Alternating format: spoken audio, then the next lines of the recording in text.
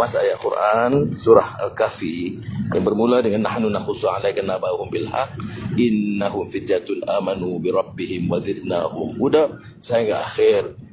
Kemudian cerita surah Al-Kahfi itu sebelum Nabi Muhammad SAW. Jadi saya sampaikan bahawa pada masa itu sistem dan kerajaan dan raja yang zalim itu penyembah berhala ditolak oleh orang beriman, termasuk 7 pemuda ini yang kemudian berlindung di gua. Saya kata ada juga cerita yang disampaikan oleh golongan Nasrani dalam bidang itu. Dan pada masa itu tentunya mereka ini mengikut, kalau beberapa kitab tafsir, penganut agama Nasrani, itu kita sebut sekarang Kristian. Tetapi yang tauhid, sebab itu innahum fityatun amanu bi rabbihim wa zidnahum huda, dia percaya bertuhan.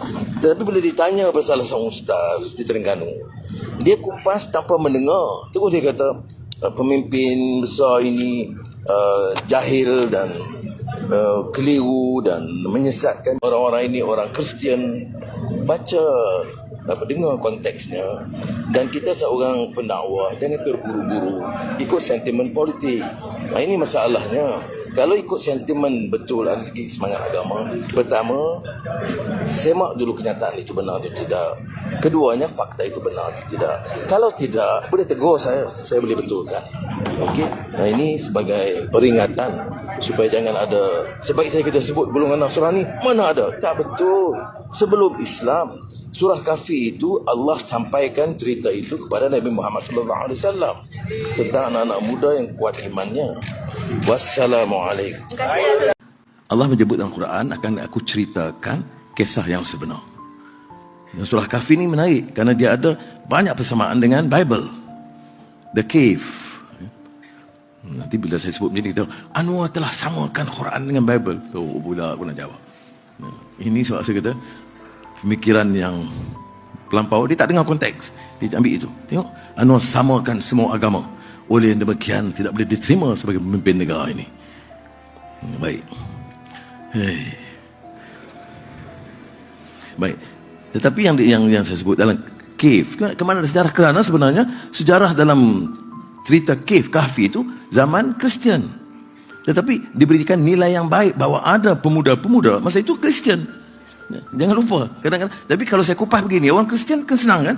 Kita gunakan dalam Quran kisah sejarah di zaman Nasrani, di mana anak muda itu diselamatkan kerana prinsip mereka yang kental. Akan kuceritakan kisah sebenarnya. Apa cerita sebenarnya? Innahum fityatun amanu bi rabbihim wa zidnahum huda. Ada seorang pemimpin negara kita mengatakan bahawasanya Ashabul Kahfi beragama Kristian. Betul atau tidak, Ustaz? Mohon penjelasan. Mohon penjelasan pula dah. Seorang pemimpin dia kata sebut dah bahawasanya Ashabul Kahfi ni beragama Kristian. Inilah yang Nabi pesan ni. Yang Nabi nak suruh kita jaga sangat ni. Dah, selama ada ulama, kita dekatlah dengan ulama. Kejar ulama. Duduk sama dekat dia. Alaikum bi majalisil ulama. Selalulah kamu duduk dalam majlis ulama. Apa? Nanti dah tak ada ulama, orang akan ikut orang jahil. Ini contohnya. Ashabul Kahfi itu orang beriman, orang mukmin. Dia kata kafir, Kristian. Kristian tu agama baru, kafir laknatullah. Faham? Mengkafirkan pemuda Ashabul Kahfi. Sesat tak? Kalau orang percaya ke dia, sesat tak? Ini yang dikatakan pemimpin-pemimpin jahil yang nak menunjuk pandai. Kerana apa? Kerana kita sudah tidak herakan alim ulama. Nampak? Inna Allah yaqbidul ilma biqabdil ulama. Nabi kata jaga. Allah Ta'ala ambil ilmu kamu dengan matikan alim ulama. Akhir tinggal siapa? Bila tak ada ulama, tinggal orang jahil. Faham? Nabi kata ittaqadzan nasu ru'usan juhala. Bila dah tak ada ulama, orang tak peduli lagi ulama, orang ramai akan ambil pemimpin itu orang yang jahil, orang bodoh jadi pemimpin. Bila dah orang pemimpin ni orang bodoh, orang jahil jadi pemimpin, Mereka cakap dah. Cakap dalam TV, cakap dalam internet, cakap dalam radio, cakap luar negara, cakap dalam negeri. Dah dia pemimpin. Faham? Pasu ilu, lalu orang tanya macam-macam, orang suruh dia bercakap. Fa'aftau bi ghairi ilmin. Nabi cerita ni, lalu dia bercakap tanpa ilmu. Macam ni, tak ada ilmu ni. Bila dah bercakap tak ada ilmu, rakyat semua dengar, fadallu wa adallu, maka pemimpin ini sudah sesat dan dia menyesatkan pula rakyat yang percaya kepada dia. Jelas lagi. Ini ayat Quran. Ashabul Kahfi ni siapa? Pemuda-pemuda yang beriman dengan Allah. Allah sebut dalam Quran, innahum fityatun amanu bi rabbih. Betul tak? Innahum fityatun amanu bi rabbihim. Sesungguhnya Ashabul Kahfi ini adalah orang-orang muda, pemuda yang beriman dengan Allah. Mereka tidak menyeru selain daripada Allah. Kristian lain, 3 Tuhan.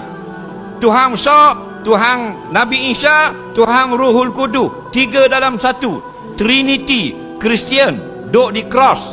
Kafir. Dah. Faqalu rabbuna rabbus samawati wal ard. Dalam surah Al-Kahfi, pemuda-pemuda dalam gua Ashabul Kahfi berkata lagu mana? Tuhan kami bukan berhala yang kamu sembah. Tuhan kami adalah Tuhan yang menjadikan 7 lapis langit dan bumi. Wala nada'u min dunihi ilahan. Kami tidak menyeru selain daripada Allah sebagai Tuhan. Ashabul Kahfi Kristian, kok mana mu sesat? Nampak? Hati-hatilah. Inilah ujian kita di akhir zaman. Naiknya pemimpin-pemimpin yang menyesatkan manusia daripada jalan Allah. Habis bila orang sesat, kullu dhalalatin finnar, ramai yang sesat itu dalam api neraka nanti. Siapa yang baca surah Kahfi hari Jumaat, pagi Jumaat, petang Jumaat, malam Jumaat, siang Jumaat, adha'a lahum min nur, Allah berikan dia nur cahaya ma bainal jumu'ataini, hingga Jumaat yang akan datang. Dari Jumaat ini ke Jumaat akan datang diberikan Allah cahaya terang, sehingga dengan cahaya itu boleh dia membezakan mana hak, mana batil, mana betul, mana salah, mana bengkok, mana lurus, mana hitam, mana putih. Bismillahirrahmanirrahim.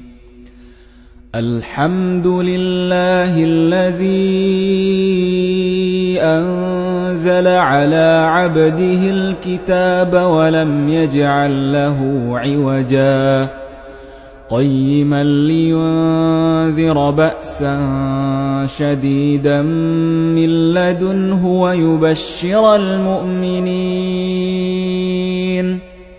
ويبشر المؤمنين الذين يعملون الصالحات أن لهم أجرا حسنا ماكثين فيه أبدا وينذر الذين قالوا اتخذ الله ولدا ما لهم به من علم ولا لآبائهم كبرت كلمة تخرج من أفواههم إن يقولون إلا كذبا فلعلك باخع نفسك على آثارهم إن لم يؤمنوا بهذا الحديث أسفا إنا جعلنا ما على الأرض زينة لها لنبلوهم أيهم أحسن عملا وَإِنَّا لَجَاعِلُونَ مَا عَلَيْهَا صَعِيدًا جُرُزًا أَمْ حَسِبْتَ أَنَّ أَصْحَابَ الْكَهْفِ وَالرَّقِيمِ كَانُوا مِنْ آيَاتِنَا عَجَبًا إِذْ أَوَى الْفِتْيَةُ إِلَى الْكَهْفِ فَقَالُوا رَبَّنَا آتِنَا مِنْ لَدُنْكَ ربنا آتنا من لدنك رحمة وهيئ لنا من أمرنا رشدا